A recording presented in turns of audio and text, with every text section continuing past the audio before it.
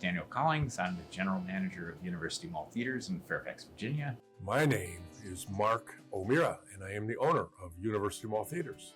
It was 35 years ago, and I walked by, and I thought, oh, what would that be like?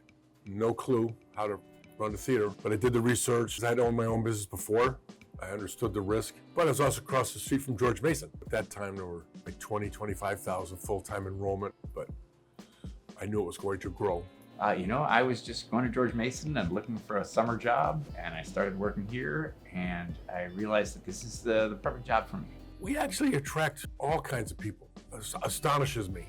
You know, the movie Project Hail Mary we're playing right now, there's little kids, parents, adults, seniors, and it just fascinates me. For some reason, kids like this place a lot, and we have a lot of families around here with kids, and it's a great customer base to have because kids love candy and popcorn and they buy all kinds of stuff. And I know when my kid was little, I always said, yes, whatever you want. They will draw drawings for us and they'll bring them in. We get a lot of school groups and SAC groups who come. They get really excited and they'll get all dressed up in costumes and they'll make drawings for us. I have a whole collection of things they've drawn for me.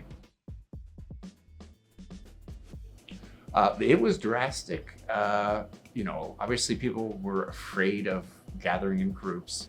At first, they shuttered us for 3 months and said, you can't even let people come in the building. And we're like, well, we're a movie theater. How are we going to survive if people can't enter the building? Well, luckily, the next day I was driving to work and I happened to drive by McDonald's and I saw a guy stop, opened his window, and a person from McDonald's ran out, handed him some food, he handed them some cash, everybody's wearing masks. Boom, boom, it was done. And they both went their separate ways. And I was like, I wonder if people will do that with popcorn. So I asked the boss, I said, come on, let's sell popcorn on the side of the road. And he's like, that's crazy. Nobody's gonna get popcorn on the side of the road. I'm like, come on, let's do it. He's like, well, what do we got? What do we got to lose? We started selling popcorn out the front door. A lady from Variety magazine put an article in the paper and it got viral. And so I think we did that on a Wednesday or Thursday. It came out.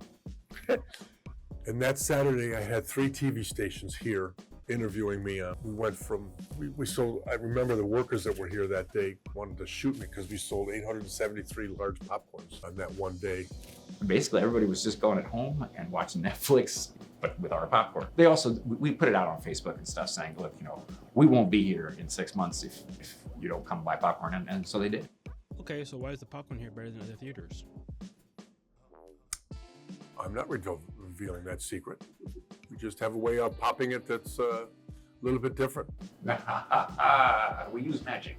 No, it's really a matter of using quality ingredients and then cooking with care and love. If you just put something on the stove, you turn around, watch TV, you're not going to get the same results as if you stand over it, you constantly taste it and test it and make sure it's just right. What goes in is what comes out. You put quality in and quality comes out. The Stormtrooper, we got one. Twice a year, we all get our money together, everybody working here, and we buy Mark the other a present. I think that was a Christmas present one year. I gave it to him, and he said, oh, that's great, Stormtrooper, what am I gonna do with this? And so he put it in his house, and it was there for, 6 months, and his wife was like, why is there a giant Stormtrooper in my house? Get this thing out of here. So he brought it back, and he just put it in the lobby in the corner, and it just sat there for like a year. Nobody really paid attention to it. And then one day, Johnny, who was working here, took one of these aprons and he put the apron on it. And then one day I came along and I had an old bow tie and I put the bow tie on him, and that just made it even worse because now he's got an apron and a bow tie. And thousands and thousands of people have taken pictures with him, posted it online. And then sadly, one day we came in and it was just gone. Somebody had stolen it. And it was really, really sad. And I put up like missing person signs everywhere. We tried to find him, but we couldn't find him. And then like a year later, all the kids working here, without even asking me, put their money together again and found one on eBay, but they were no longer sold. Like I bought that one for $100 at Target, whereas this one, the replacement, they had spent like $300 on eBay to get it. But they did it, and now he's back. It's a very low-key operation. We have a lot of fun and like to goof on the customers, and you're always welcome. We try to ask people coming in why they came here. We try to say goodnight to people when they leave or goodbye, and why did you come again? Did you enjoy the movie?